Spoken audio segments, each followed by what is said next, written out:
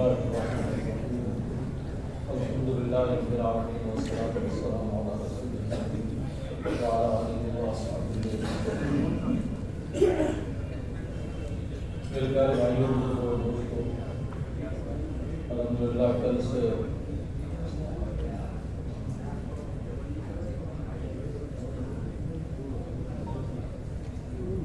یہ ہمارا سالانہ جو چل رہا ہے مختلف نشستوں میں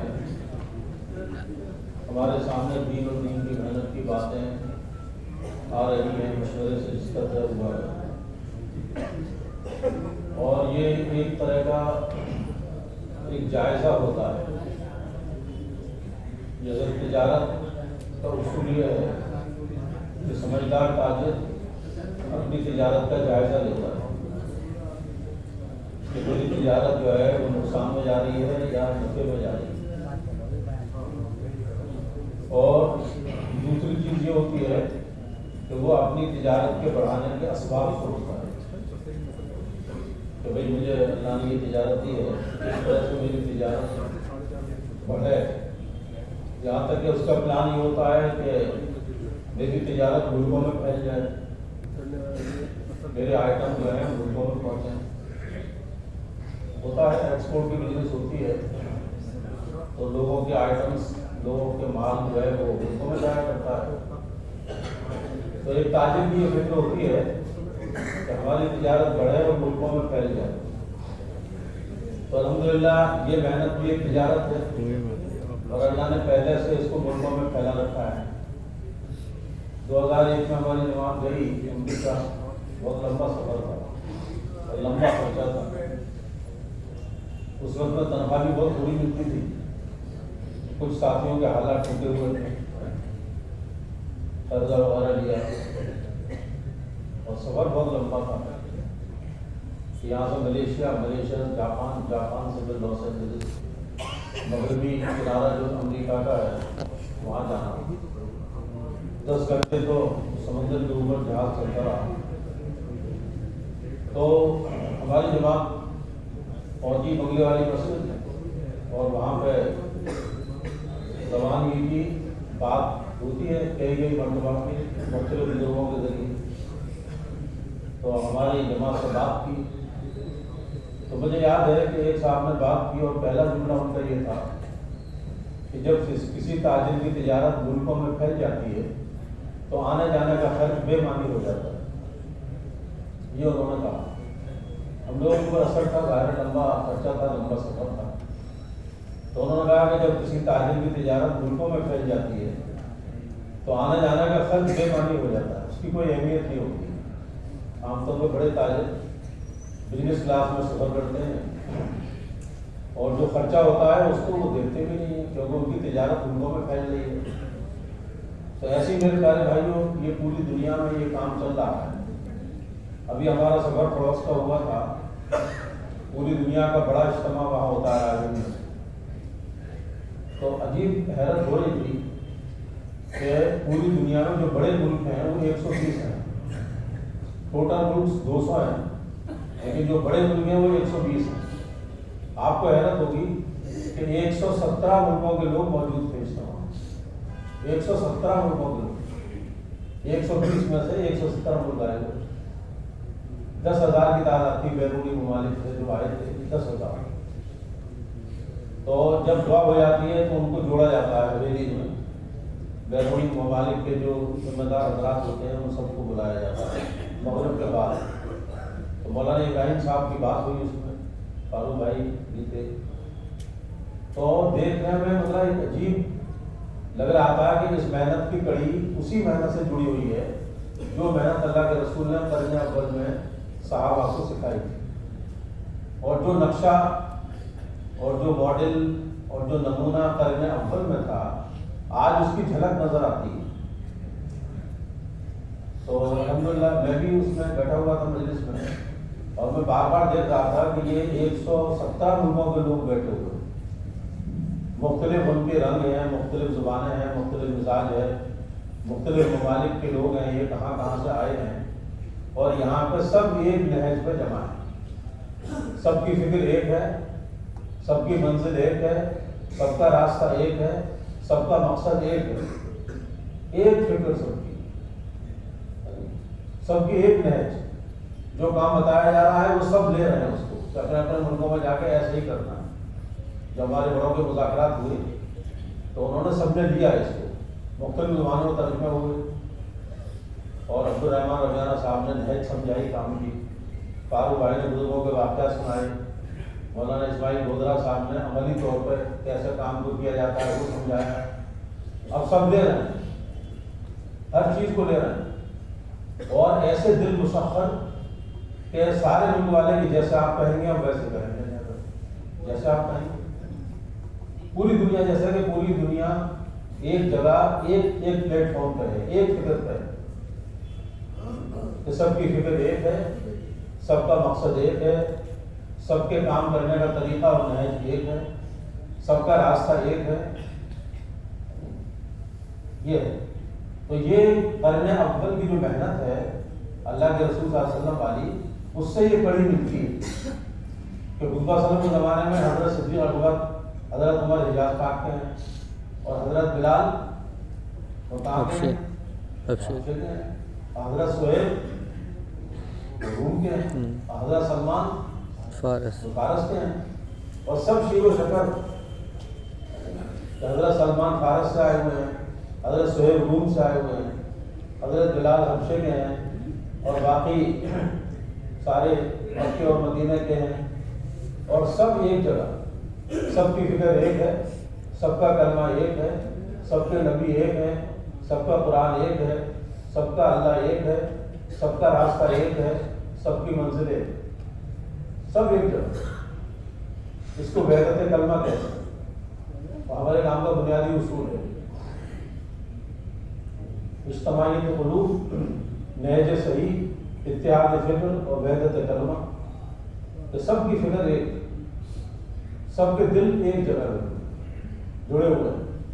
تو ابھی اپنی آنکھوں سے دیکھتے ہم آ رہے ہیں، پیر میں واپسی ہوئی تھی 17 تاریخ میں، تو ایک عجیب منظر تھا، وہاں کے لوگ بھی حیرت میں تھے کہ اتنے ملک لوگ کبھی جمع نہیں ہوئے، اتنے ملک 120 ملکوں میں 117 ملک آئے ہوئے، اور ایک ملک والے کھڑے ہوئے کیونکہ کارگزاری ہر ملک کی ہو رہی تھی، وہاں نماز کافی دیر میں ہوتی تھی، عشاء کی اپنی نماز پڑھتے تھے، تو انہوں نے کہا کہ ہمارے ملک میں 60,000 مسجدیں ہیں، جس میں 5,000 مسجدوں میں 5 اعمال ہیں۔ بتائیے کوئی معمولی بات؟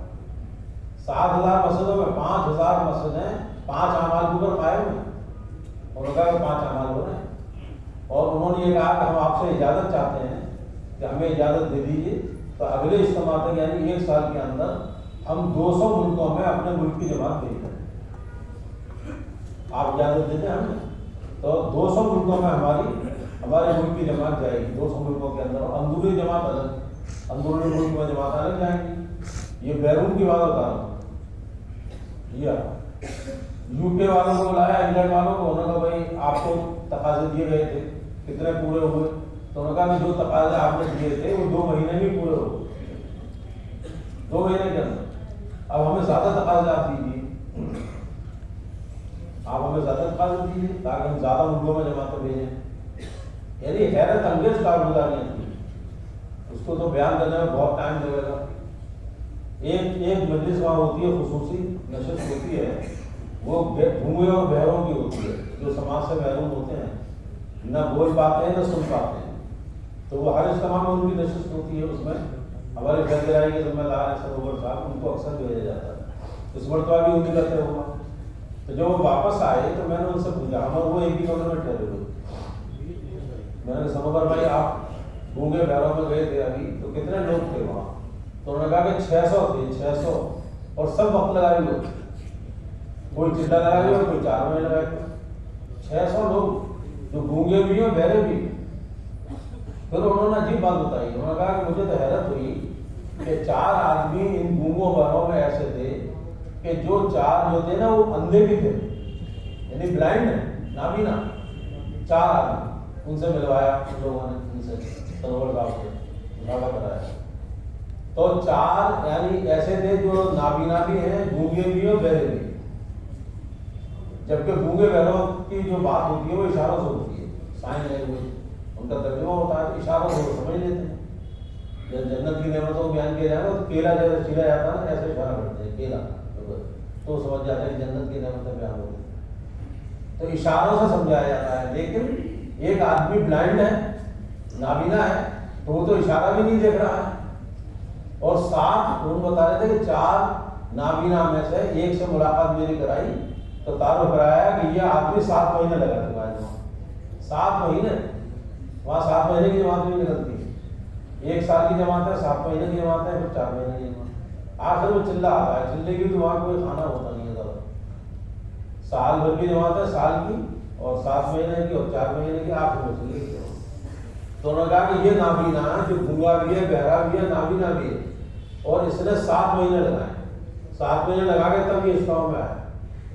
تو سنوبر بھائی سے ملاقات کرائی تو وہ مجھے سنا رہے تھے واپس آ کے کہ بھائی عجیب حیرت کی بات ہے کہ اللہ نے ہر امتی کے اندر دعوت کے کام کرنے کی استعداد رکھی، چاہے وہ گونگا ہو یا بہرا ہو یا اندھا ہو، لیکن ہے حضور کا امتی ہو تو اس کے اندر وہ چیز بھری ہوئی ہے، اندر وہ دعوت کا کام کرے گا.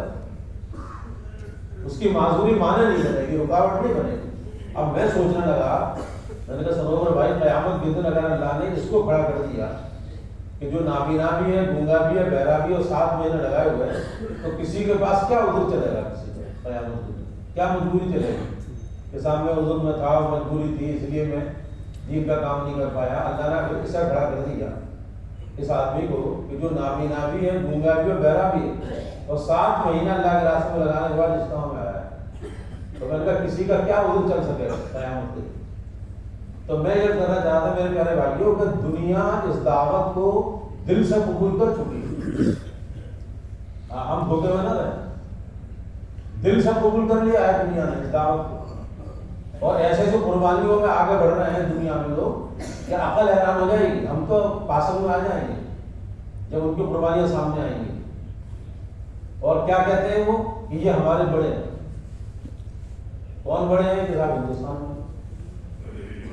اور ایئرپورٹ پر پوچھا پچھلے مہینے میں جب ہماری بات ہوئی فرانس سے، تو ڈاکٹر صاحب سے پوچھا کہ آپ کے 20 ویزے لگے ہوئے ہیں پڑوس کے، تو آپ ہر سال کیوں جاتے ہیں؟ ڈاکٹر نے کہا کہ ہم جاتے نہیں ہیں، ہمیں بلایا جاتا ہے. وہاں سے پتہ آتا ہے ہمیں بلاتے ہیں وہ لوگ. تو اس نے دوسرا سوال یہ پوچھا امیگریشن آفیسر نے کہ آپ ہی کو کیوں بلایا جاتا ہے؟ آپ لوگوں کو کیوں بلایا جاتا ہے بار بار؟ تو ڈاکٹر صاحب نے بہت بنیادی بات کہی. انہوں نے کہا بات یہ ہے کہ وہاں ساری دنیا کے لوگ جمع ہوتے ہیں، یہاں سب جمع نہیں ہو سکتے. وہاں ساری دنیا کے لوگ آتے ہیں، اور کام یہ شروع ہوا ہندوستان سے. تو اس پر اس نے کہا کہ ہاں یہ تو بات صحیح ہے، یہ تو ہمیں بھی معلوم کہ یہ دعوت کا کام 100 سال ہو گئے، اور یہ شروع ہوا بنگلے والی مسجد سے، مولانا الیاس کے ذریعے. وہ سب پتہ ہے ہمیں، امیگریشن والوں کو پتہ رہتا ہے. تو نے کہا ہاں یہ تو بات صحیح ہے کہ کام تو یہیں سے شروع ہوا. تو ڈاکٹر نے بتایا کہ کام کیونکہ یہاں سے شروع ہوا ہے، اس لیے وہ حضرات سارے آتے ہیں اور یہاں والوں کو بلایا جاتا ہے کہ جہاں سے کام شروع ہوا ہے ان سے ہمیں اوریجنل اصلی تبلیغ کی باتیں ملیں گی سننا. اس لیے ہمیں بلایا جاتا ہے ہندوستان میں ہر سال، کیونکہ ہر سال جمع ہوتے ہیں، پوری دنیا جمع ہوتی ہے. اور پوری دنیا جو آتی ہے وہ زیادہ تر انہی حضرات کی وجہ سے کہ وہاں مولانا ابراہیم صاحب آئیں گے، مولانا احمد لاڈ صاحب آئیں گے، مولانا اسماعیل گودرا صاحب آئیں گے. ان کی زیارت بھی ہوگی اور ان کی صحبت بھی ملے گی، ان کی دعاؤں میں شرکت ہو جائے گی، اور ان کی باتیں سننے کو مل جائیں گی. پوری دنیا آتی ہے اس جذبے کے ساتھ، پوری دنیا.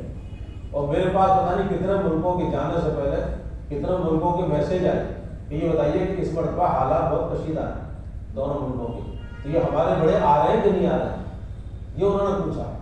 تو میں سمجھ گیا. میں نے کہا یہ اس لیے پوچھ رہے ہیں کہ اگر نہیں آ رہے تو ہو سکتا ہے وہ اپنا کینسل کر دیں، کہ بھائی وہ نہیں آ رہے تو ہم کیا کریں گے جا کر کے. آپ یہ اندازہ لگائیے کہ اس ملک کی یہ اہمیت ہے پوری دنیا کے اندر.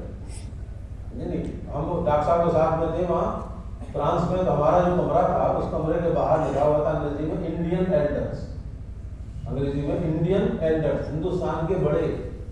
اب بڑے تو حقیقت میں ڈاکٹر صاحب ہیں، ہم تو گیہوں کے ساتھ میں کنکری ہوتی ہے جیسے، تو ہم تو اپنے کو یہ سمجھتے ہیں کہ گیہوں اس کے ساتھ کنکری بھی ہوتی ہے.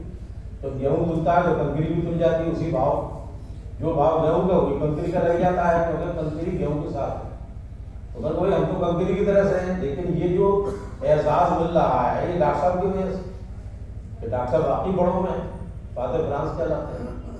تو ہمارے دروازے کے سامنے تو ہمیں شرم آتی تھی ادھر پڑھ کے انڈین ایلڈرس کہ بھائی ہم تو اس قابل نہیں ہیں، لیکن میں آپ سے عرض کر رہا ہوں پوری دنیا کے اندر کہ بھائی یہ ہے اصل کون کے ہندوستان میں وہاں سے کام چلا ہے اور ریجنل تبلیغ کے جاننے والے یہ حضرات۔ تو میرے پیارے بھائیو ہم ذرا اپنے کو سنبھالیں اور جیسی غفلت چل رہی ہے اس غفلت سے نکلنے کی کوشش کریں اور اپنی ذمہ داری کو محسوس کریں کہ کتنی بڑی ذمہ داری دی اور موت تو لگی ہوئی ہے، کچھ پتہ نہیں کون کب چلا جائے، کوئی الگ سا میں زندگی نہیں ملے گی دین کا کام کرنے کے لیے، ایک ہی زندگی ہے بس یہی ہے، اور یہ زندگی آخرت بنانے کے لیے دی گئی ہے۔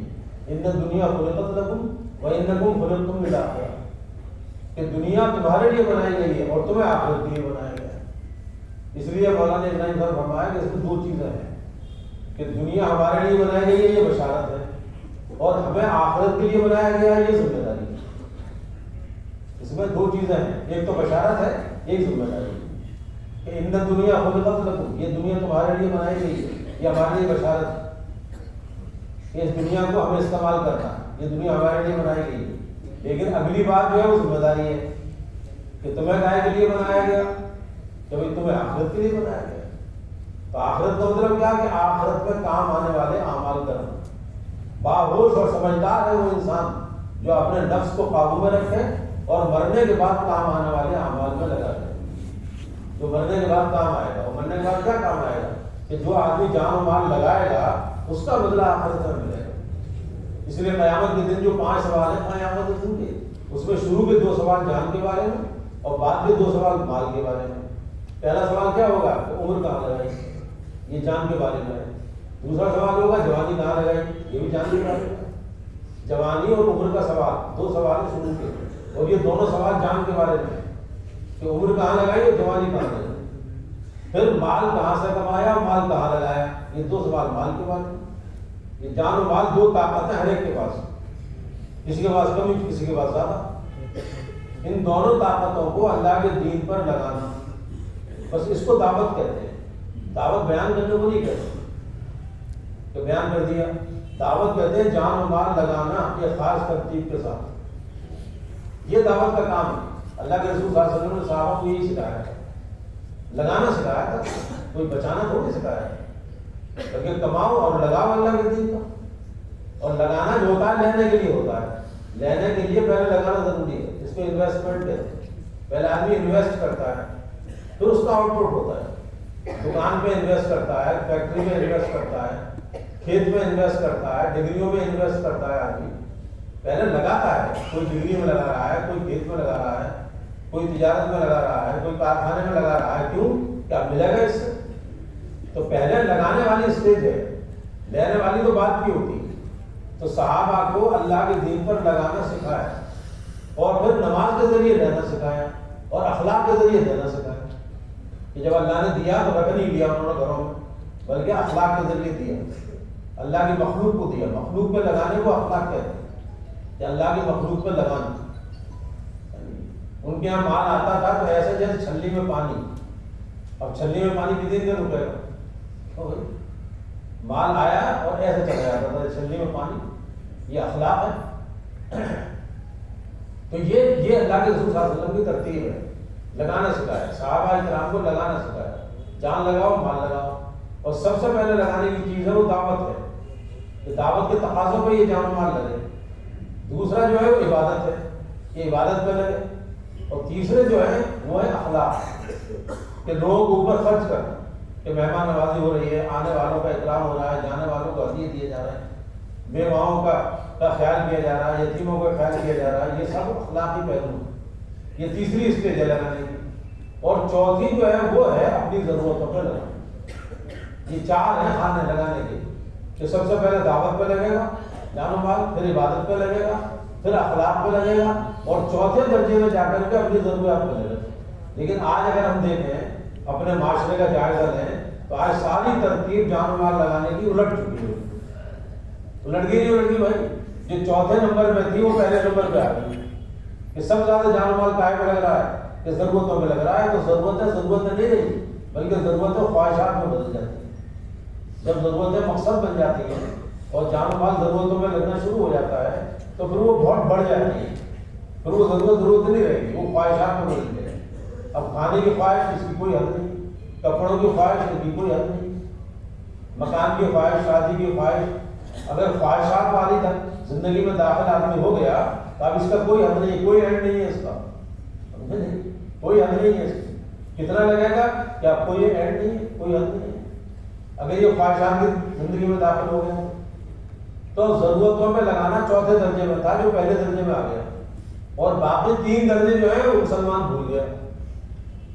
کہ ہمیں اللہ نے جو جان و مال دیا ہے وہ ان 3 چیزوں کے لیے بھی دیا ہے، دعوت ہے، عبادت ہے اور اخلاقیات. اس پر کس کے لیے بھی دیا ہے کہ اپنے ماں باپ پہ خرچ کرنا، بہن بھائیوں پہ خرچ کرنا، اپنے پڑوسیوں کے اوپر خرچ کرنا، مسافروں کے اوپر خرچ کرو، بیواؤں کے اوپر خرچ کرو.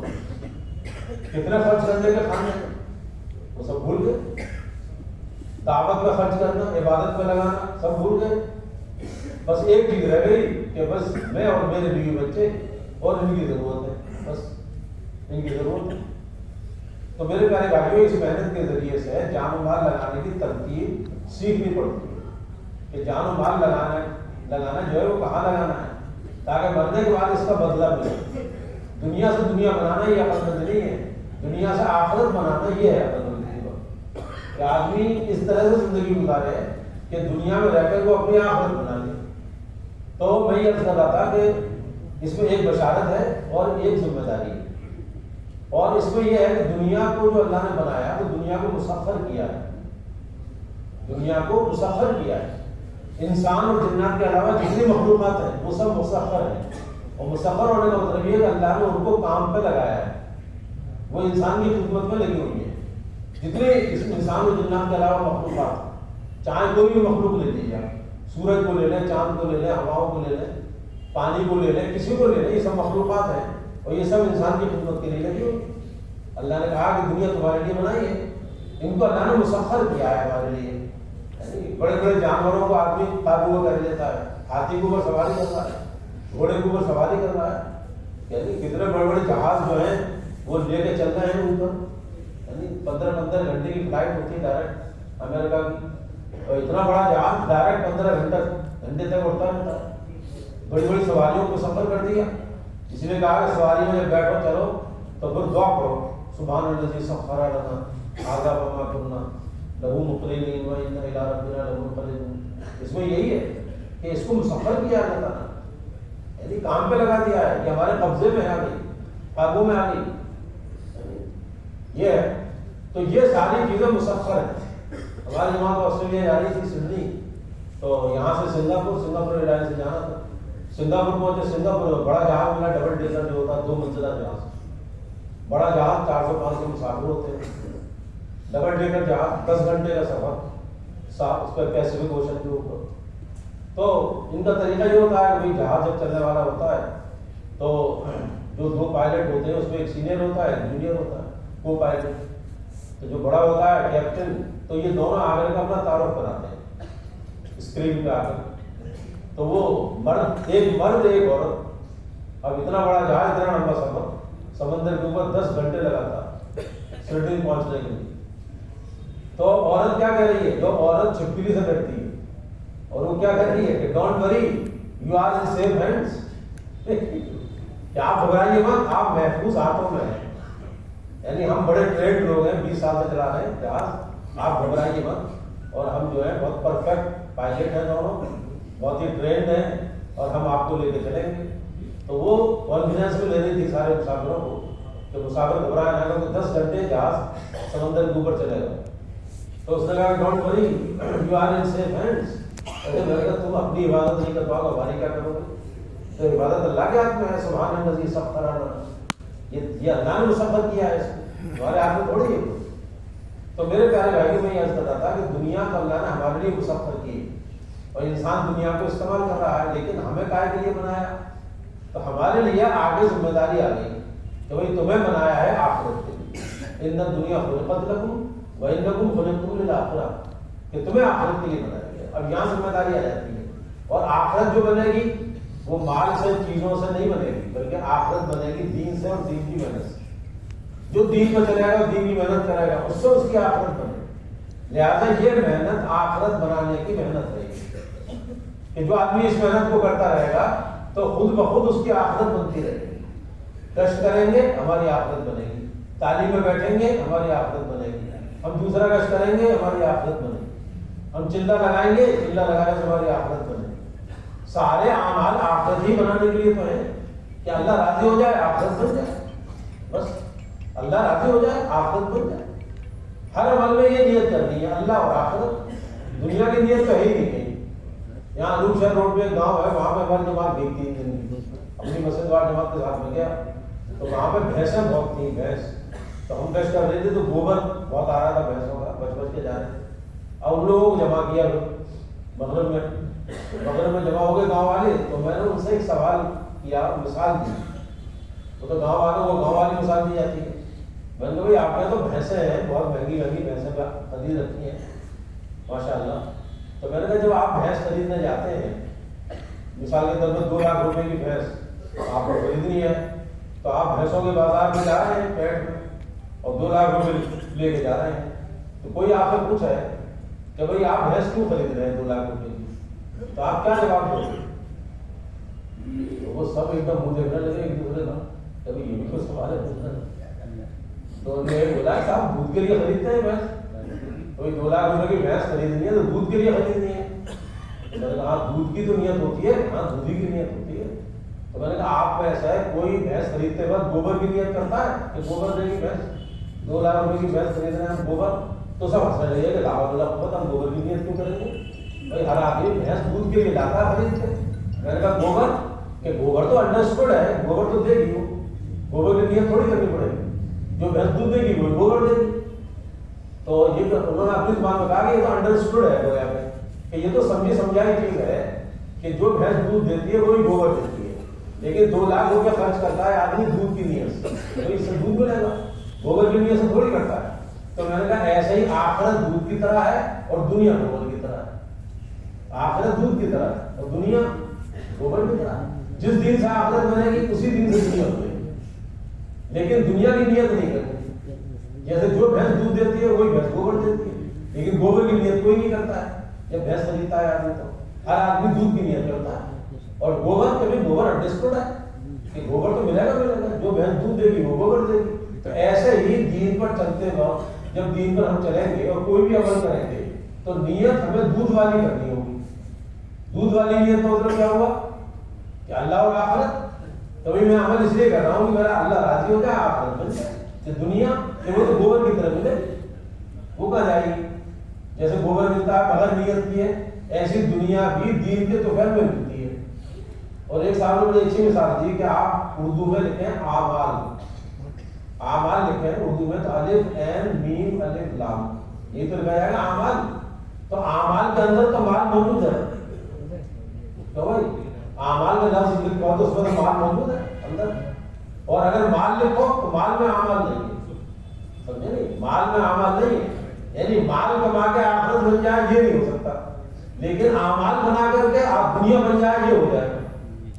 یہ ہو جائے جو آدمی اپنے اعمال کو بنائے گا اللہ اس کی دنیا ضرور بنائے گا, جو اپنے اعمال کو بنائے, کیونکہ اعمال میں تو مال موجود ہے.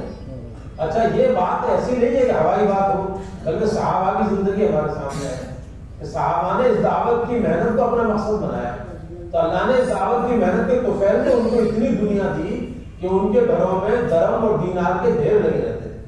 جیسے کسانوں کے گھروں میں غلے کے ڈھیر لگتے ہیں, مدینے میں صحابہ کے گھروں میں ایسے سونے چاندی کے ڈھیر تھے. اور ایک زمانہ ایسا گزرا ہے مدینے میں کہ کوئی زکات لینے والا نہیں, لوگ مال لیے پھرتے پھرتے رہتے تھے, زکات لینے والا کوئی نہیں تھا. اور یہ واقعہ آپ نے 50 دفعہ سنا ہوگا کم سے کم, کیونکہ سب کام کرنے والے ساتھی ہیں. آپ نے سنا ہوگا کہ حضرت ابو ہریرہ رضی اللہ تعالیٰ عنہ ایک مرتبہ کتان کے کپڑے کو ناک صاف کر رہے تھے. سنا ہے واقعہ؟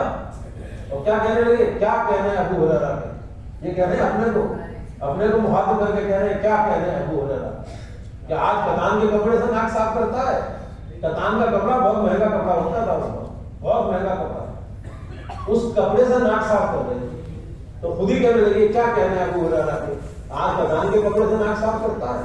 حالانکہ وہ زمانہ یاد ہے کہ جب حضور کے دربار میں بھوکا پڑا ہوتا تھا, بھوکا اور بھوک کی وجہ سے بےہوشی ہو جاتی اور لوگ یہ سمجھتے تھے کہ مرگی ہو گئی ہے، دورہ پڑ گیا ہے، لوگ میری گردن دباتے تھے، میری گردن دباتے تھے مرگی کے علاج کے لیے، حالانکہ یہ فرماتے تھے کہ وہ مرگی نہیں ہوتی تھی بلکہ وہ بھوک ہوتی تھی، کہتے ہی وقت فاقہ، کیونکہ اصحاب صفہ میں سے اصحاب صفہ بھوکے، نہ ان کا کوئی گھر ہے، نہ در ہے، نہ کوئی تجارت ہے، بس ان کے دو ہی کام ہوتے تھے کہ یا تو کچھ کھانے کو مل جائے یا کچھ سننے کو مل جائے، اللہ کے رسول سے کچھ سننے کو مل جائے یا اللہ کے رسول کے گھر سے کچھ کھانے کو آ جائے۔ 70 تقریباً ان کی تعداد، ان میں حضرت ابو ہریرہ تھے اصحاب صفہ میں، اور وہ فرما رہے ہیں کہ کیا کہنا ہے ابو ہریرہ کہ اس سے آپ اندازہ لگائیے کہ اللہ تعالیٰ نے کیسے حالات بدلے۔ ایک زمانہ تھا کہ کھانے کو نہیں ہے، اب زمانہ آ گیا کہ کتان کے کپڑے سے ناک صاف کر رہا ہے۔ اس سے کیا پتہ چلتا ہے؟ پتہ یہ چلتا ہے کہ جب اس محنت کو مقصد بنائیں گے تو اللہ تعالیٰ اس دنیا کو گوبر کی طرح سے دے دے گا۔ جب دودھ کی نیت سے کام کریں گے یہ گوبر کی طرح سے آئے گی، اور یہ کوئی ڈھکی چھپی بات نہیں ہے، صحابہ کی سیرت ہے ہمارے سامنے۔ اس لیے اس کام کو کام بنا کے کرو، یہ ایسا نہیں ہے کہ وقت ملے گا تو کر لیں گے، دنیا ہمیں چھوڑی نہیں